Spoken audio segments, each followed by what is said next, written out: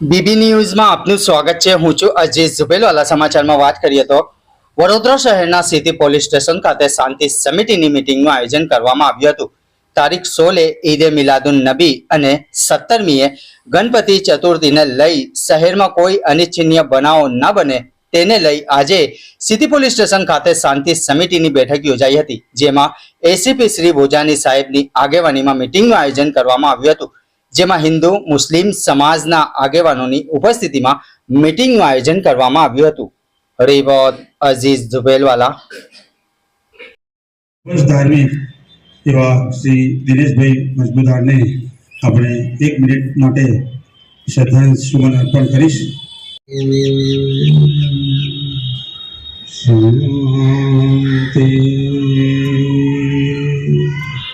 શાંતિ બોલશું એટલે આપણે આંખો બંધ કરી હાથ જોડીને ઊભા રહીશું। ફરી વખત ઓમ શાંતિ બોલીશ એટલે આપણે આંખો ઓપન કરીશું। સોસાયટીમાં વિસ્તારમાં પ્લીઝ એક આ ગ્રુપ મેસેજ કરો, 1 to 1 કહો કે ધજા બાબતે ઝઘડો નહીં કરવો। કાલે આખો દિવસ મેં એમાં કાઢ્યો છે, સવારથી સાંજ સુધી। એનું સુખદ સમાધાન બી આવ્યું। બેને પાર્ટ સ્વૈચ્છિક વહેંચી લીધા કે આ એ પાર્ટથી બી પાર્ટ સુધી મુસ્લિમ ધર્મની ધજા લાગશે, સી અને ડી ની વચ્ચે કેસરી ધજા લાગશે। પછી એમાં વળી આવ્યું કે આ એક ધજા ન હાલે, બે પક્ષથી દેશમાં રહો છો અને હંમેશા અમને સપોર્ટિવ રહ્યો છો।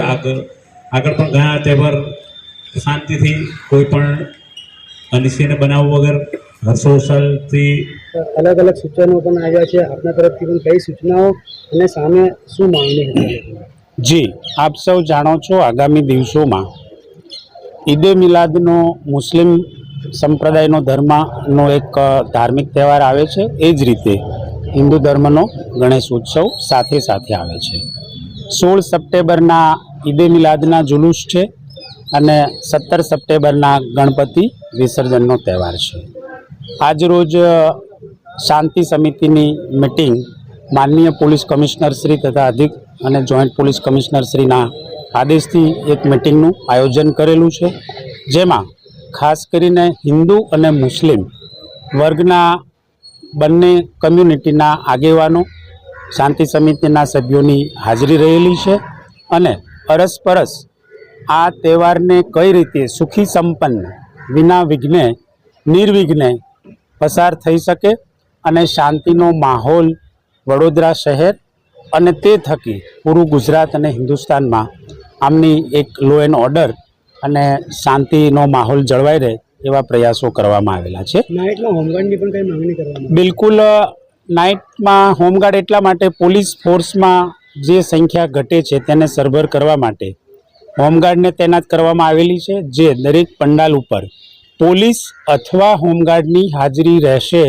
જેથી કરીને રાઉન્ડ ધી ક્લોક એનું સુપરવાઇઝ થાય।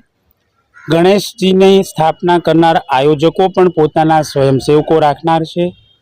આથી કંઈ ગલત ન થાય અને ગલત મેસેજ ન જાય કે ગલત કશું ન થઈ શકે એવા હેતુથી આ 3 ટાયર્ડ સ્ટ્રક્ચર બનાવવામાં આવ્યું છે। પ્રથમ સ્વયંસેવક, પોલીસ અને હોમગાર્ડ। સર, બંને તહેવાર દરમિયાન કયા પ્રકારનો બંદોબસ્ત રહેશે?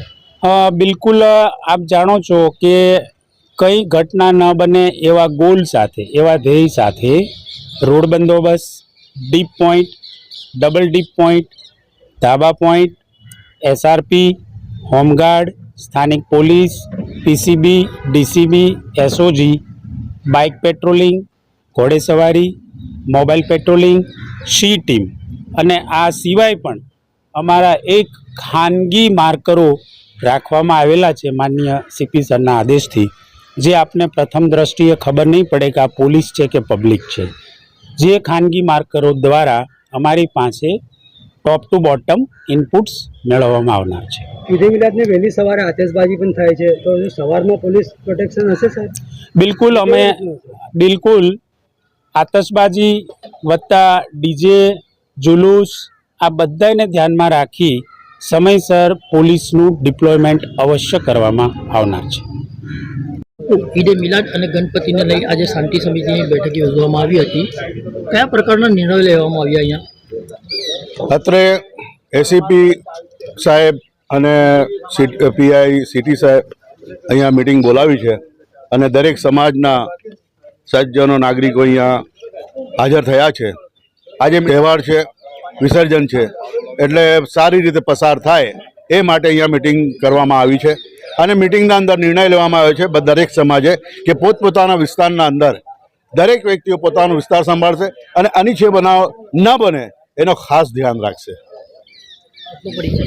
ઝાહિદ હુસેન સૈયદ જાહિદ બાપુ, તાજા કમિટી ચેરમેન.